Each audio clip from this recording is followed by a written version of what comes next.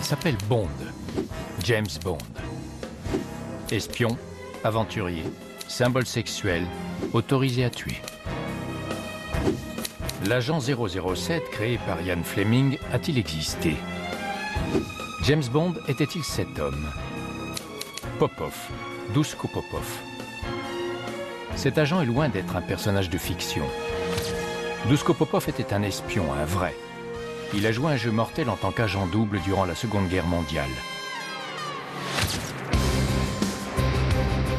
Il sera même crucial pour la réussite du débarquement. Il soutirera aux nazis des milliers de dollars en cash. Il fournira des renseignements vitaux aux Alliés sur les bombes volantes d'Hitler. Il a même prévenu les Américains de l'attaque de Pearl Harbor, mais ils n'ont pas voulu le croire. Voici une histoire de duperie et d'illusion, ainsi qu'une épopée sur les excès personnels où se mêlent alcool, jeux et jolies femmes. Voici l'histoire vraie de Duško Popov, dont l'espionnage a permis de modifier l'issue de la Seconde Guerre mondiale. Il sera d'ailleurs loué comme un des acteurs majeurs de l'histoire des guerres secrètes.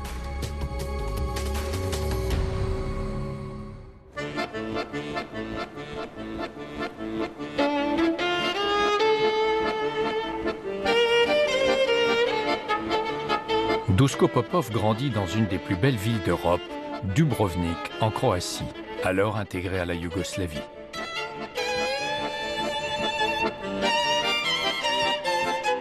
Il vit une enfance privilégiée.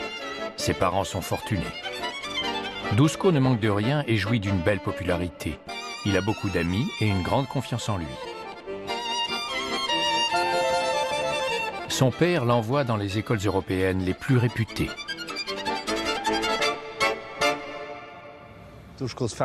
La famille de Duško voulait qu'il jouisse d'une excellente éducation. Quand il était jeune, il a été à l'école à Dubrovnik. Ensuite, il est allé au pensionnat dans des écoles anglaises. Et il a fait le lycée à Paris, où il a obtenu son bac.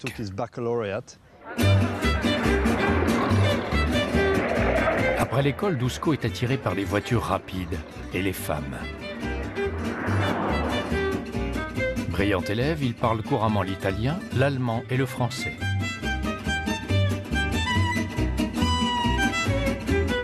À 24 ans, il part étudier le droit à la faculté de Fribourg en Allemagne.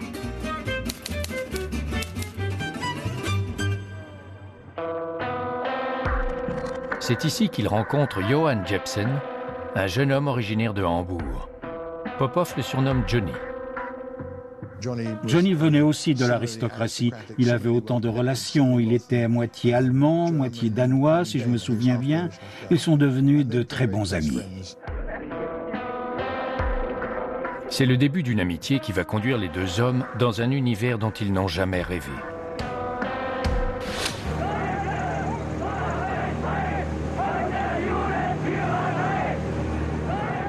« 1936 est une époque malsaine en Allemagne. Dans les rues, les croix gammées fleurissent et le quotidien est dominé par la haine des Juifs. À Fribourg, Duško Popov est scandalisé de voir les nazis harceler les Juifs dans les rues.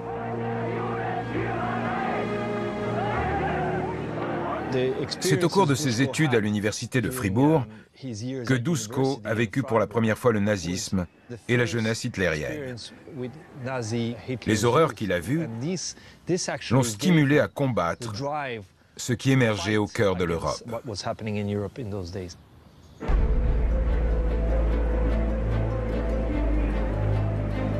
Popov et Jepsen défient régulièrement les lois nazies en prenant un café dans les bars tenus par des Juifs. Le lendemain de l'obtention de son diplôme de droit, Duško Popov est trahi. Il est arrêté par la Gestapo. Jepsen prévient aussitôt le père de Duško qui fait jouer ses relations dans le gouvernement yougoslave. Quand il a été arrêté puis sauvé, grâce à l'intervention de son ange gardien Johnny Jepsen, Duško a compris que l'heure était bien plus grave qu'il pensait. Les nazis libèrent Popov et lui ordonnent de quitter l'Allemagne.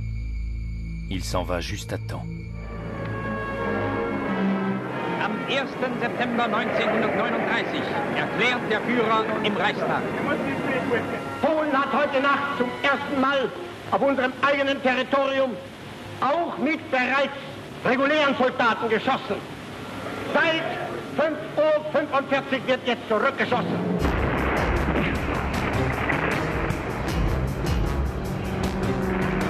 En septembre 1939, l'Allemagne envahit la Pologne.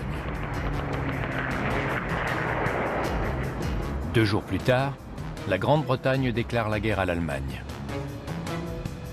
Pour riposter à la Grande-Bretagne, Hitler a besoin de renseignements sur ce nouvel ennemi.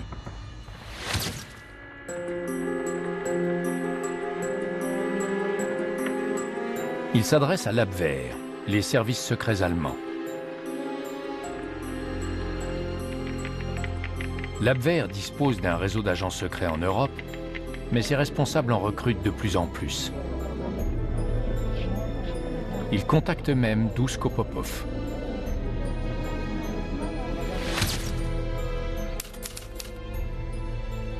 En 1940, Duško Popov dirige un petit cabinet d'avocats à Dubrovnik, en Yougoslavie, pays neutre durant la guerre. Le 4 février, il reçoit un télégramme de son vieil ami Johnny Jepsen, qui demande à le voir d'urgence à Belgrade.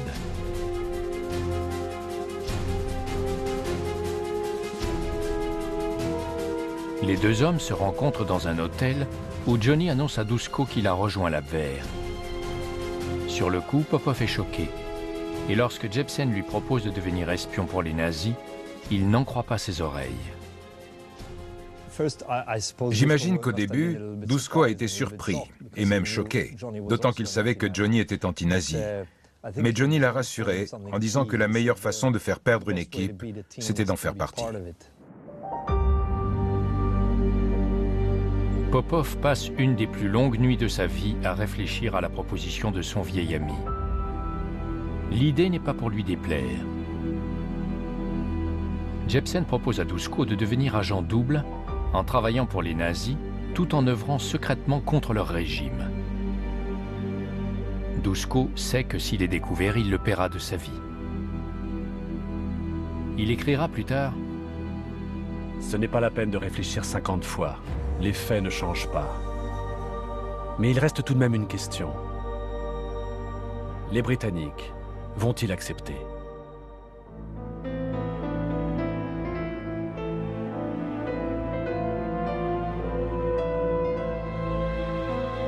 Le lendemain, il se rend à l'ambassade britannique à Belgrade pour offrir ses services.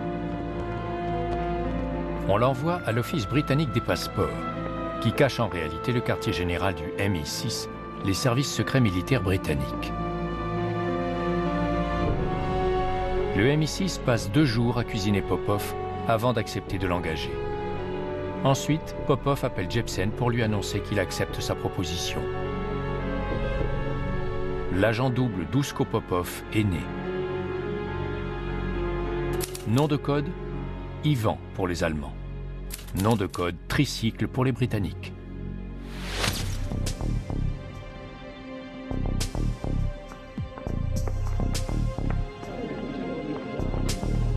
Lors de sa première rencontre à l'Abwehr, Popov raconte qu'il a des amis haut placés en Angleterre. L'Abwehr lui offre aussi une couverture. Il dirigera une société d'import-export entre la Yougoslavie et l'Angleterre. L'Abwehr désigne Johnny Jepsen comme son agent de liaison. Johnny lui soumet de longs questionnaires sur la force et le moral des troupes britanniques. Popov les fait remplir par le MI6 avant de les rendre à l'Abwehr. Il poursuivait sa vie publique en voyageant de gauche à droite, tout en donnant des informations à l'Abwehr et aux Alliés. Et son chauffeur s'appelait Bozidar. Il avait travaillé longtemps pour sa famille. Bozidar, le chauffeur de la famille, propose lui-même ses services à Duško. Duško Popov est étonné car Bozidar est célèbre pour sa fainéantise. Et il a raison de se méfier. Johnny Jepsen, l'agent de liaison de Popov à l'Abwehr, lui apprend que les services secrets allemands ont recruté Bozidar pour l'espionner.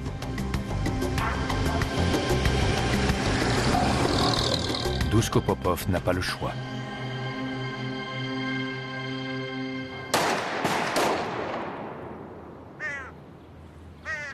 Deux jours plus tard, Bozidar est retrouvé abattu d'une balle près d'un entrepôt des chemins de fer à Belgrade. Quand on considère un tel meurtre à la lumière de notre époque, il apparaît très violent. C'est un meurtre de sang-froid. Ça colle mal à l'image de Duško, qui n'était pas un homme violent. Il préférait sortir avec une jolie femme que se battre. Cette façon d'agir illustre simplement combien l'époque était dangereuse. La police conclut que Bozidar a été tué par des voleurs. Popov n'est pas du tout inquiété. Duško prend peu à peu de l'assurance en tant qu'espion. Il inspire confiance à ses supérieurs de l'Abwehr, qui lui confient des missions de plus en plus importantes. L'Abwehr décide de l'envoyer à Londres, où les Allemands disposent d'un petit réseau d'agents secrets. Les responsables allemands sont convaincus que Duško pourra élargir ce réseau. Duško s'en va en faisant escale à Lisbonne.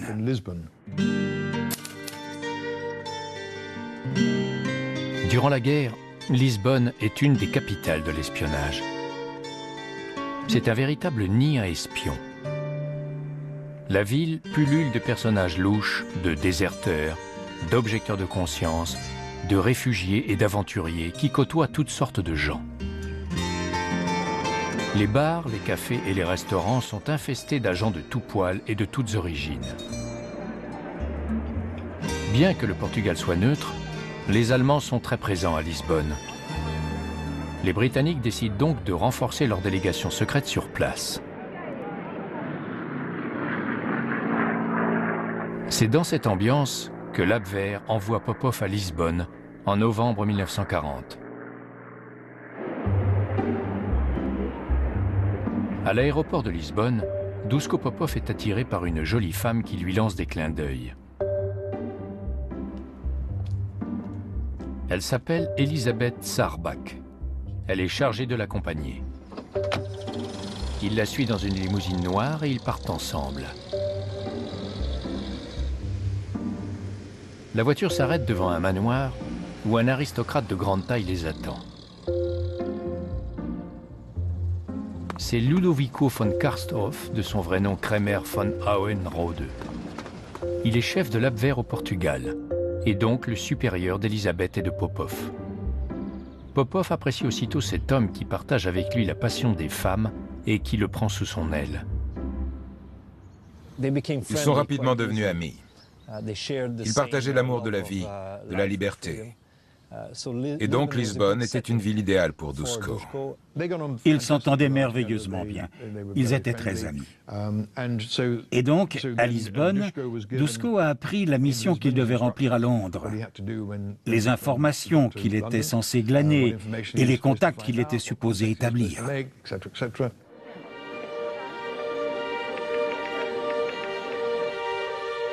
Duško Popov se fait aussi inscrire à l'Office britannique des passeports qui, comme à Belgrade, est la couverture du QG du MI6, les services secrets militaires britanniques.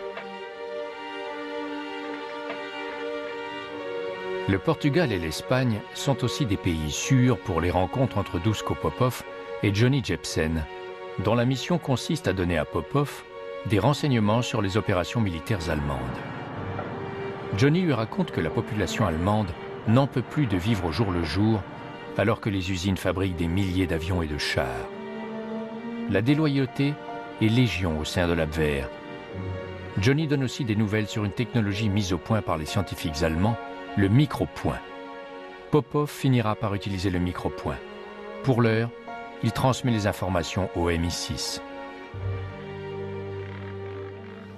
Ils étaient capables d'échanger des secrets, de transmettre des renseignements aux Britanniques et aux Allemands, de planifier leurs actions.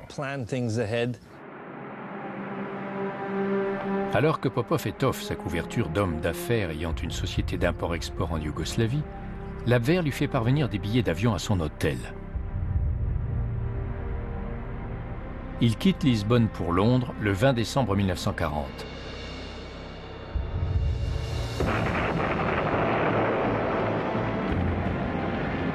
La Luftwaffe tente alors de faire plier les Britanniques par des bombardements systématiques. La Blitzkrieg est l'élément visible de la guerre.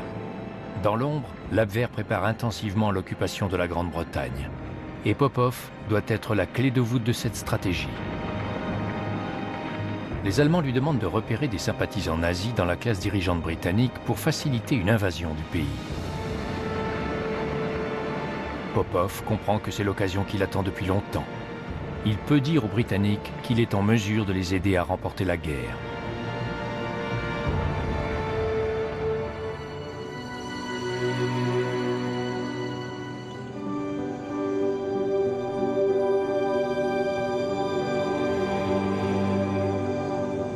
Le 20 décembre 1940, en arrivant dans la capitale anglaise, Duško Popov découvre pour la première fois les horreurs de la guerre.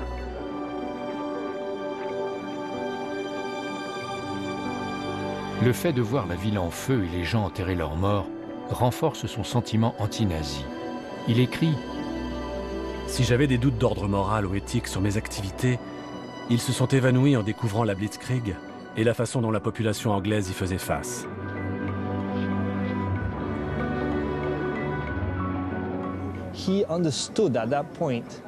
Ce jour-là, il a compris que les Britanniques se battraient jusqu'au bout et que lui se battrait à leur côté, qu'il ferait tout pour faire chuter l'Allemagne nazie. Sa voiture s'arrête devant l'hôtel Savoy, où il est accueilli par un homme élégamment vêtu. Cet homme est chargé de jauger Popov afin de s'assurer qu'il est digne de confiance.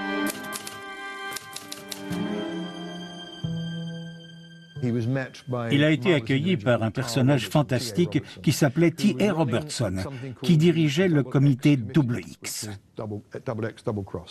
Cette unité avait arrêté beaucoup d'agents allemands auxquels on donnait le choix. Soit ils étaient exécutés, soit ils travaillaient pour nous en étant étroitement surveillés. Les agents du MI6 à Lisbonne et à Belgrade ont briefé Robertson et le comité XX à propos de Popov.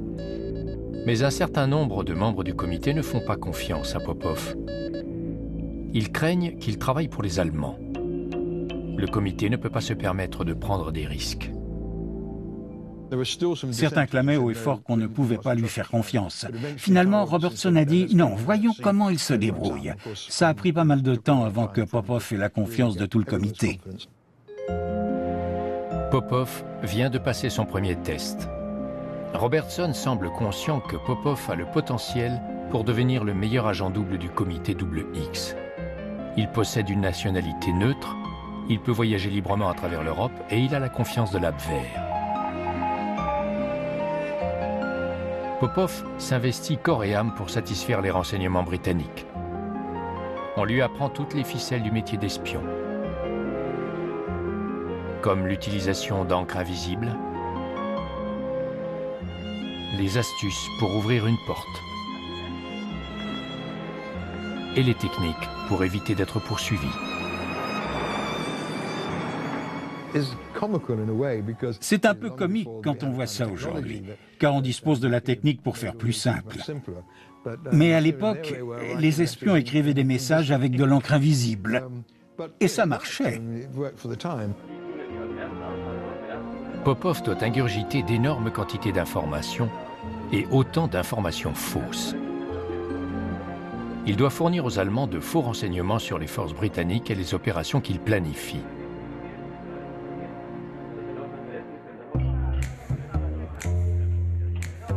En 1940, à l'occasion du Nouvel An, Popov est invité à une soirée dans la maison du général Stuart Menzies, le chef du MI6 dont le surnom est C.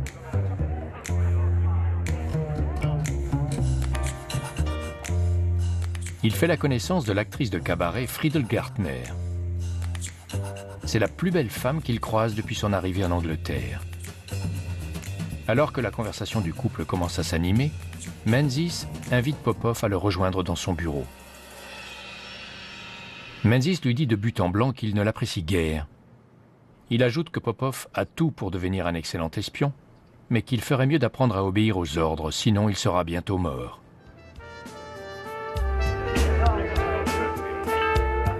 Popov quitte la fête en réfléchissant aux mots de Menzies, mais en rêvant aux yeux de Friedel Gartner. Il ne tardera pas à la revoir.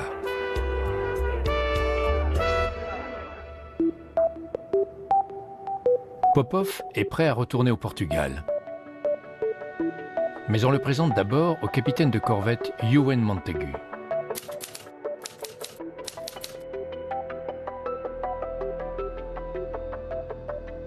Montagu doit inventer une histoire suffisamment crédible pour que Popov prouve aux Allemands qu'il n'a pas perdu son temps en Angleterre.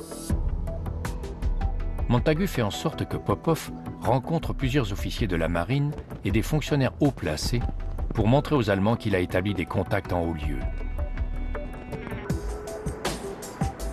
Pour renforcer sa crédibilité, on lui donne aussi le nom de 3 nobles britanniques qui ont des sympathies pour le régime nazi.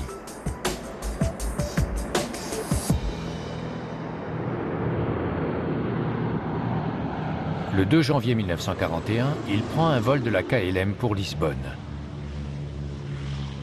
C'est le début d'une carrière d'espion où il côtoiera la mort.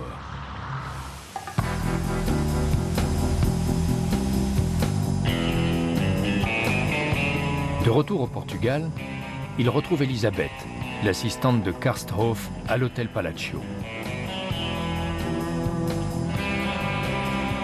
Il s'habille pour le dîner, puis se rend au casino pour jouer à la roulette. Là, il observe Elisabeth jouer 3 numéros, soit la date et l'heure de son prochain rendez-vous avec von Karsthof.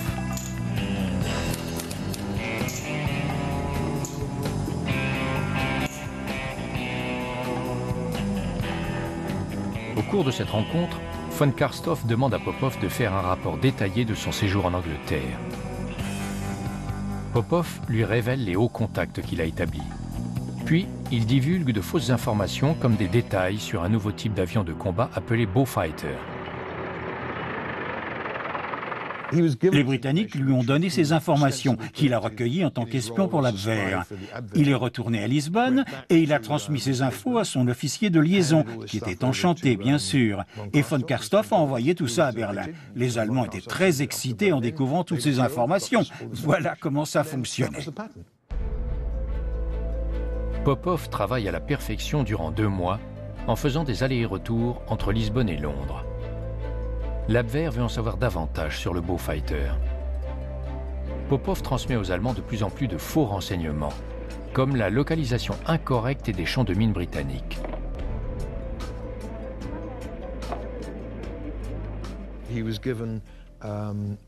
On lui a remis une carte sur laquelle étaient indiquées les positions des champs de mines britanniques dans la Manche. Tout était faux, bien sûr. Ces renseignements devaient tromper les Allemands sur la situation réelle. C'était un jeu extrêmement complexe de bluff et de contre-bluff. Les Britanniques voulaient façonner l'image que les Allemands se faisaient de la Grande-Bretagne en leur distillant de fausses informations. Et pour apaiser la tension que génèrent ces activités, Popov se ménage du temps pour se divertir. À Lisbonne, il fréquente une blonde pulpeuse d'origine brésilienne qui s'appelle Maria Helera. À Londres, il a l'embarras du choix. Voici un passage de son journal qui retrace une semaine de février 1941. Cocktail du soir, American Bar Savoy, dîner chez Mirabel, rendez-vous au Mayfair Lounge, dîner au Claridge's Bar, dîner au In-N-Out. Sa vie sociale mouvementée inquiète ses supérieurs. Il s'arrange pour le prendre à son jeu. Popov ignore que Friedel Gartner travaille aussi pour le MI6. Le chef des services secrets est convaincu que cet agent appelé Gélatine saura s'occuper de lui. Popov trouve d'ailleurs la compagnie de la jeune femme très stimulante.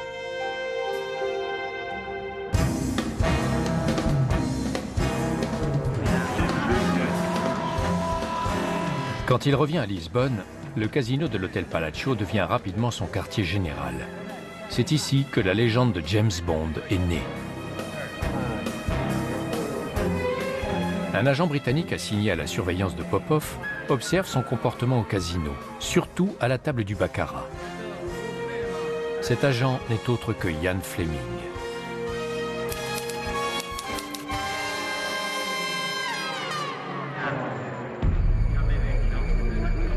En mars 1941, alors que Popov arrive à l'hôtel Palazzo, il reçoit l'ordre de rejoindre immédiatement von Karstoff pour lui faire un rapport. A-t-il été démasqué?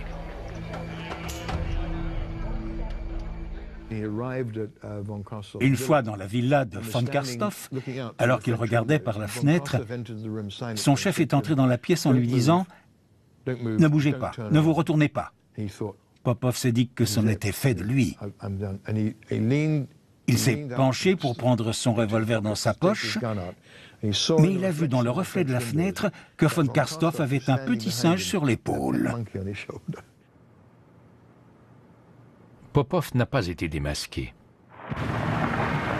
Mais von Karstoff lui apprend une très mauvaise nouvelle. Bien que neutre, la Yougoslavie a été bombardée et envahie par l'Allemagne. Rechts und links der Straßen die Trümmer einer geschlagenen Armee.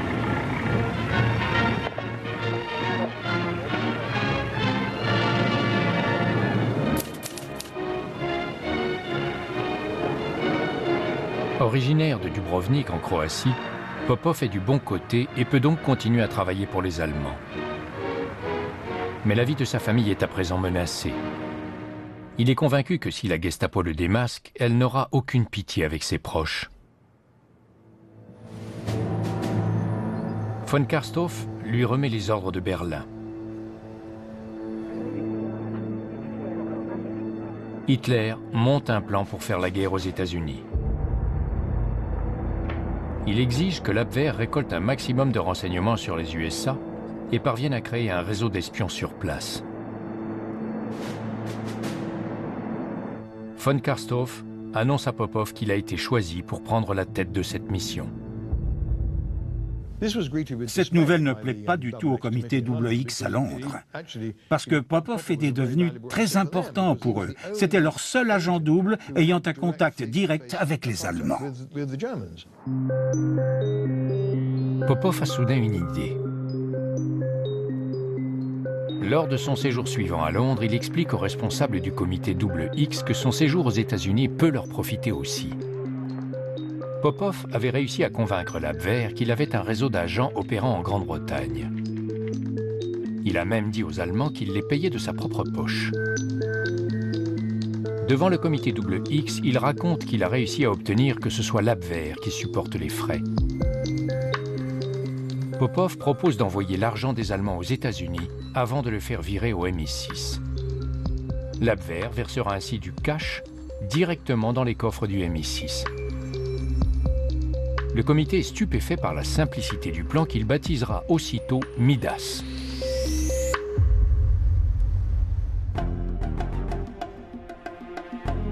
Popov retourne à Lisbonne pour proposer son idée à von Karstoff, et ce dernier l'accepte. L'officier de liaison promet même d'avoir le cash avant que Popov s'en aille aux États-Unis. Von Karstoff lui remet une simple feuille tapée à la machine. Il lui remet une lettre tapée à la machine en disant « Voici toutes les informations dont vous avez besoin ». Duško Lali ne découvre aucun message. Il demande « Que voulez-vous dire? Où est le message ?» C'était la première fois qu'il recevait un message dans un micro-point. Seulement lisible avec un microscope, la technique du micro-point cache un dossier avec un grand nombre de questions concernant l'armée américaine au sein d'un point. Les Allemands ont réussi à développer une technique de réduction de documents ou de photographies qui peuvent être cachés à l'intérieur d'un point pas plus gros qu'un point final tapé à la machine. Von Karstoff demande à Elisabeth d'ouvrir une bouteille de champagne. Ils trinquent ensemble à la nouvelle mission de Popov. Avant de partir pour les États-Unis, Popov contacte son ami Johnny Jepsen. Jepsen lui révèle une information intrigante. À la requête des Japonais, alors alliés aux Allemands, l'Abwehr lui a demandé de se rendre à Taranto, en Italie, pour découvrir pourquoi les Britanniques avaient eu tant de succès avec leurs attaques aériennes.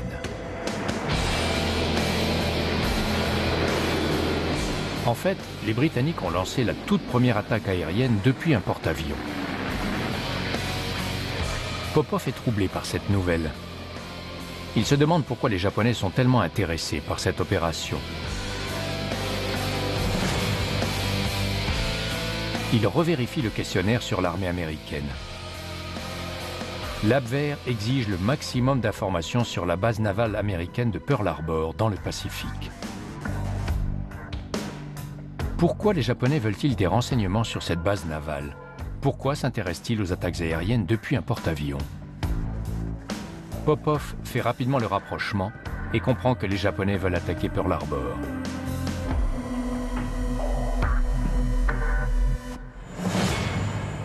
Le voyage de Duško Popov aux États-Unis est désormais de la plus haute importance.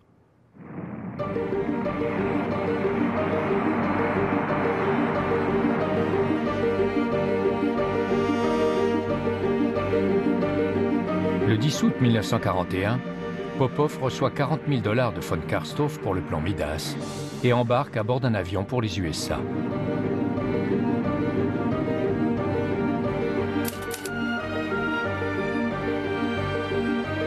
Dès son arrivée, il se rend au bureau du FBI.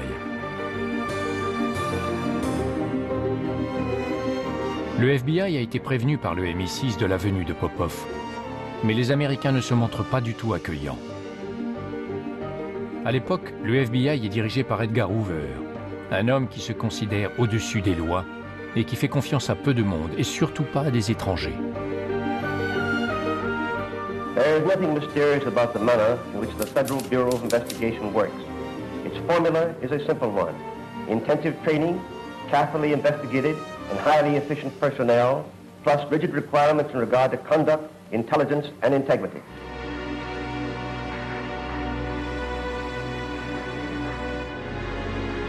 Pour Hoover, le fait que Popov soit un agent double le rend indigne de confiance.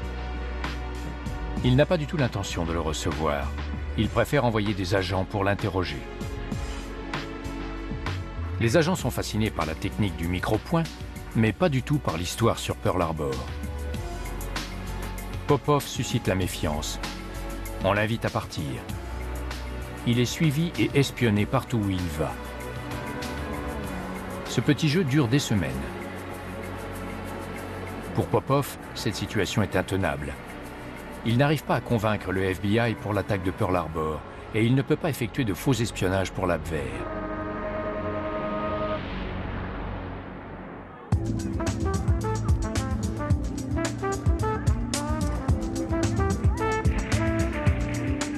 Pour se reposer des soucis que lui cause le FBI, Popov décide de s'offrir des vacances de neige à Sun Valley.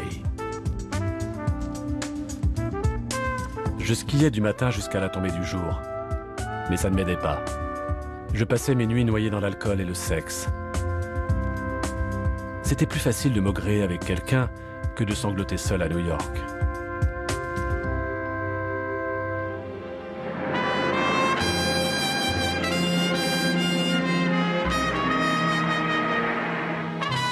Popov sait qu'il ne peut passer son temps à se lamenter. Il retourne à New York et se rend à une soirée où il rencontre une vieille connaissance. Une star hollywoodienne qu'il a fréquentée avant la guerre à Paris. Elle s'appelle Simone Simon. Ils reprennent leur relation d'avant-guerre qui se transforme en véritable passion. Le couple participe à toutes les grandes soirées organisées à New York. Et quand Popov a dépensé tout son argent, Simone a les moyens d'entretenir une vie rythmée au son des bouchons de champagne.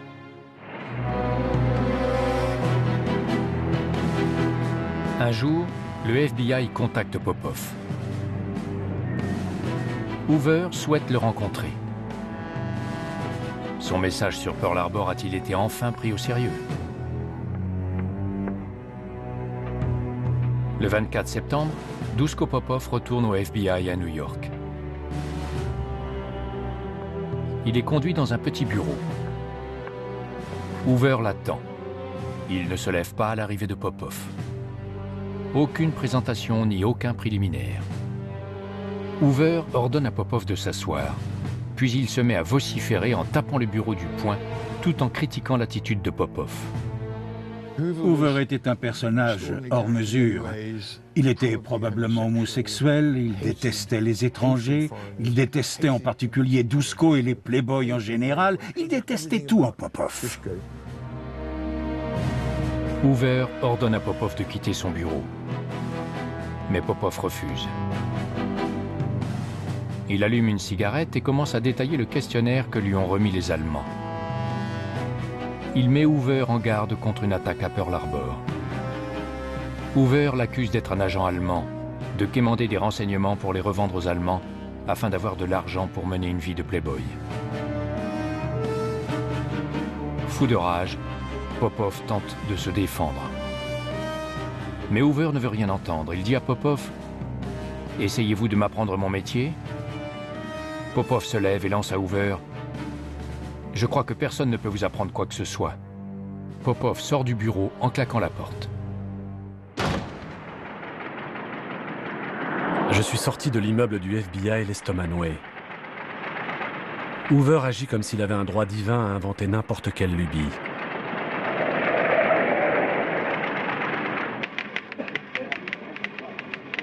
Popov finit par oublier ses détracteurs au FBI. Un jour, il reçoit un télégramme de Lisbonne lui donnant l'ordre de rencontrer Elisabeth, l'assistante de von Karstoff, à Rio de Janeiro, au Brésil.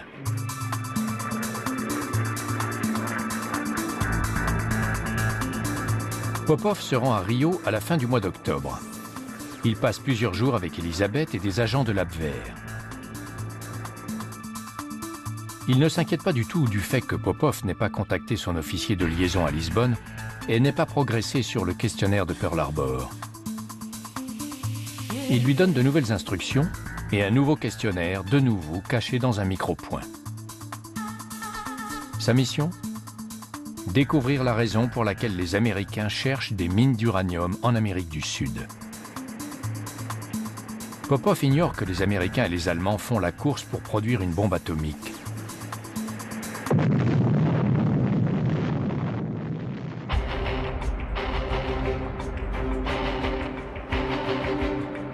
Popov décide de retourner à New York en bateau. Mais 3 jours avant d'arriver à destination, la nouvelle d'une tragédie arrive sur le bateau. Les Japonais ont attaqué Pearl Harbor. Le Japon se trouve à près de 6500 km d'Hawaï. Les 353 appareils japonais ont donc décollé de plusieurs porte-avions.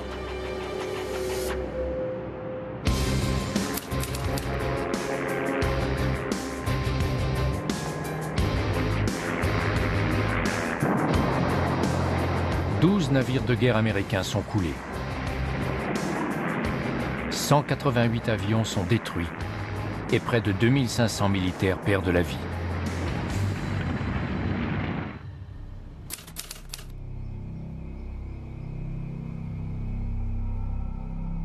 Mais Popov a d'autres soucis à se faire. À Bletchley Park, en Angleterre, les services secrets anglais ont déchiffré le code secret que les Allemands utilisent pour communiquer. Ce code a été craqué par une équipe formée par Stuart Menzies du MI6. Il permet de se faire une idée du fonctionnement secret de la machine de guerre hitlérienne. Les déchiffreurs de code interceptent aussi des commentaires de l'Abwehr sur Popov.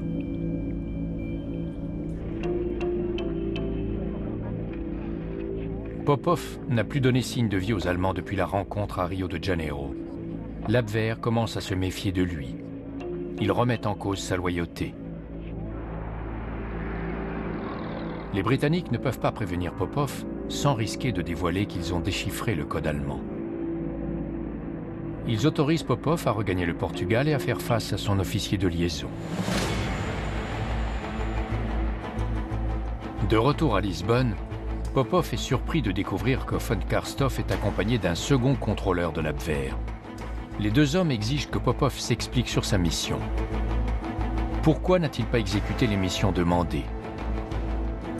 Popov ne perd pas son sang-froid et fournit un tas d'explications pour justifier son inactivité aux USA. Les Allemands croient-ils à son histoire?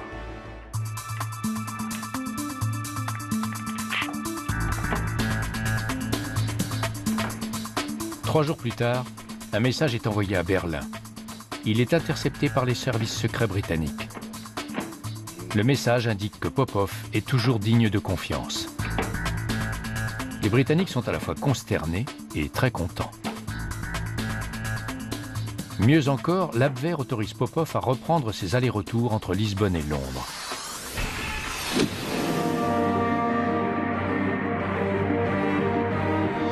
Il n'a pas vu Londres depuis 2 ans. La capitale britannique a bien changé depuis celle qu'il a connue durant l'hiver 1940.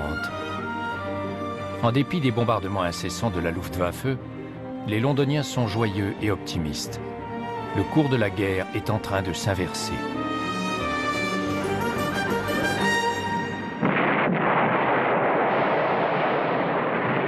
À partir d'octobre 1942, l'Allemagne est en mauvaise posture.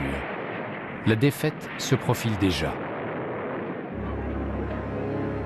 Les Alliés planifient la contre-attaque, le début de la fin pour Hitler. Ce sera la fameuse opération Overlord, le débarquement de Normandie. L'opération Fortitude est destinée à préparer le jour J. Elle est mise sur pied par le comité XX et Popov jouera un rôle essentiel dans sa mise en œuvre. L'opération Fortitude est une campagne de désinformation à très grande échelle. Les Alliés doivent éviter que Hitler s'attende à un débarquement en Normandie. Ils font construire des centaines de camions, de chars et d'avions gonflables. Sachant qu'ils seront facilement repérés par les avions de reconnaissance allemands, ils les installent à des endroits stratégiques pour faire croire à un débarquement à Calais et même en Norvège. Partout sauf en Normandie. Cette opération sophistiquée repose aussi sur Popov et sa capacité à convaincre les Allemands de croire aux faux renseignements qu'il leur fournit. Son rôle était déterminant. Il était crucial que les Allemands croient à cette mise en scène, afin que le jour du débarquement, ils aient le regard rivé ailleurs et pas sur la Normandie.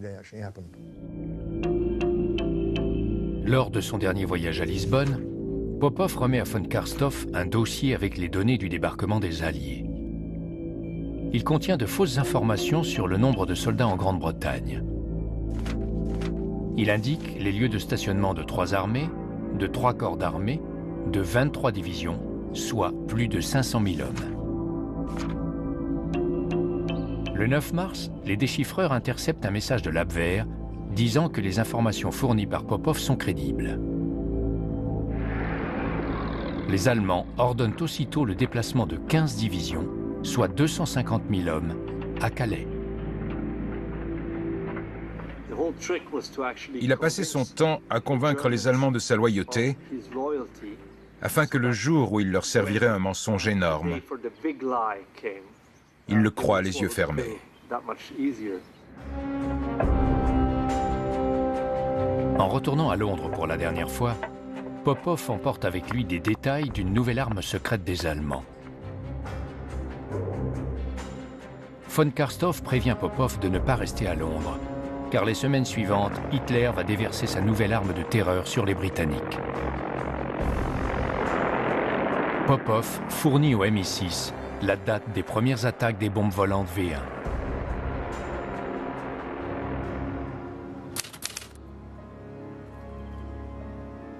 À 5 semaines du débarquement de Normandie, le MI6 intercepte un message tragique et menaçant.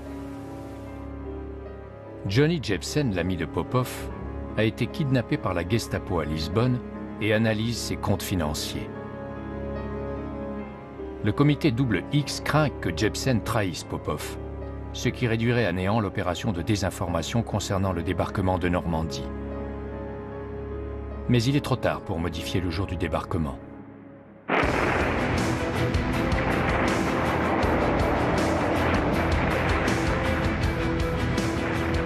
Le 6 juin 1944, 175 000 soldats alliés débarquent sur les plages de Normandie.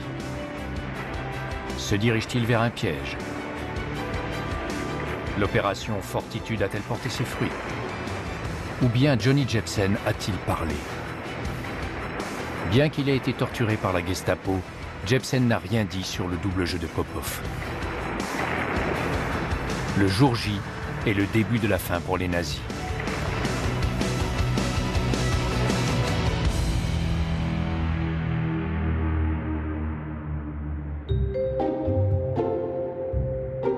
À Londres, Popov est invité à un dîner festif où il reçoit le siège d'honneur. On lui annonce qu'il est décoré de l'ordre de l'Empire britannique. Mais Popov n'est pas d'humeur à faire la fête. Il a appris que Johnny Jepsen a été abattu alors qu'il tentait de s'évader. Un message qui signifie qu'il a été assassiné.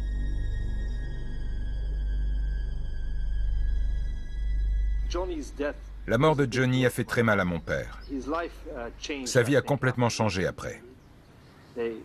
Lui et Johnny s'étaient protégés l'un l'autre durant la guerre. Ils ont fait des choses très importantes ensemble. Leur coopération fonctionnait à merveille.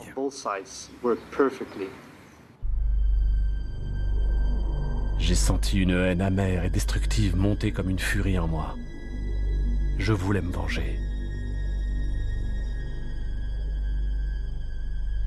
Popov aura sa vengeance après la guerre. La foule réunie devant Buckingham acclame la reine à gorge déployée. La famille royale britannique est sortie 7 fois sur le balcon.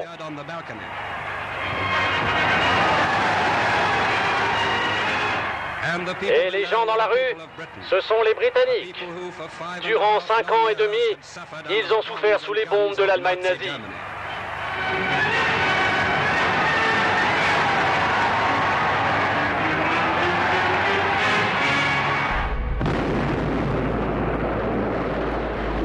Alors que l'Europe se réjouit de la victoire des Alliés et de l'effondrement du Troisième Reich, Popov se lance dans sa dernière mission. Il enfile un uniforme d'officier britannique et se rend en Allemagne. Sur place, il sillonne le pays pour visiter les camps de prisonniers et retrouver celui qui est responsable de la mort de son ami. Il avait le grade honorifique de lieutenant-colonel de l'armée alliée.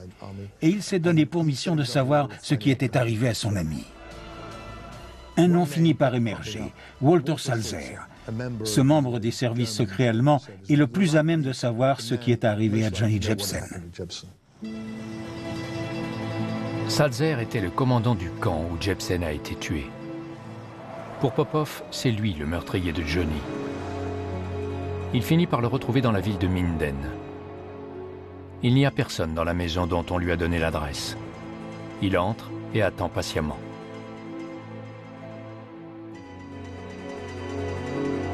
Quand Salzer arrive chez lui, Popov lui dit d'emblée pourquoi il est là. Il l'entraîne dans les bois et lui enfonce le canon de son pistolet dans la gorge.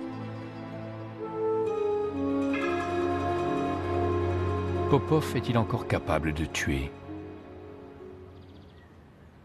Je savais que je ne pourrais pas le tuer. J'ai vomi mes péchés, ma honte et ma douleur.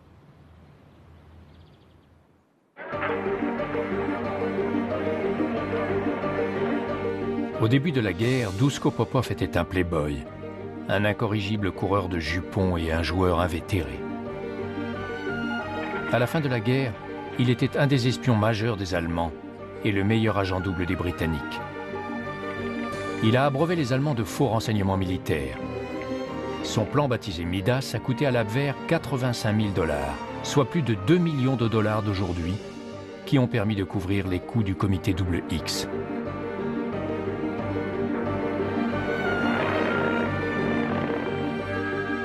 La mise en garde de Popov pour Pearl Harbor n'a pas été entendue, mais ses talents d'espion ont facilité le débarquement de Normandie. Duško Popov a réussi durant la guerre à brouiller en permanence les services secrets allemands. Il les menait en bateau. Il leur faisait croire des choses qui n'existaient pas. Il les menait par le bout du nez. Duško Popov a-t-il réellement inspiré Ian Fleming pour le personnage de James Bond? La comparaison rabaisserait ses efforts et tout ce qu'il a réalisé avec les autres agents du comité XX. Ils ont fait un travail inestimable. Ça n'a rien à voir avec James Bond, qui, lui, reste un personnage de fiction.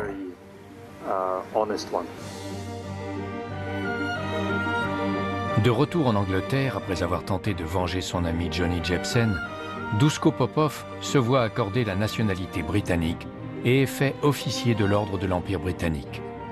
La cérémonie a lieu dans un endroit qui lui sied à merveille, le bar du Ritz.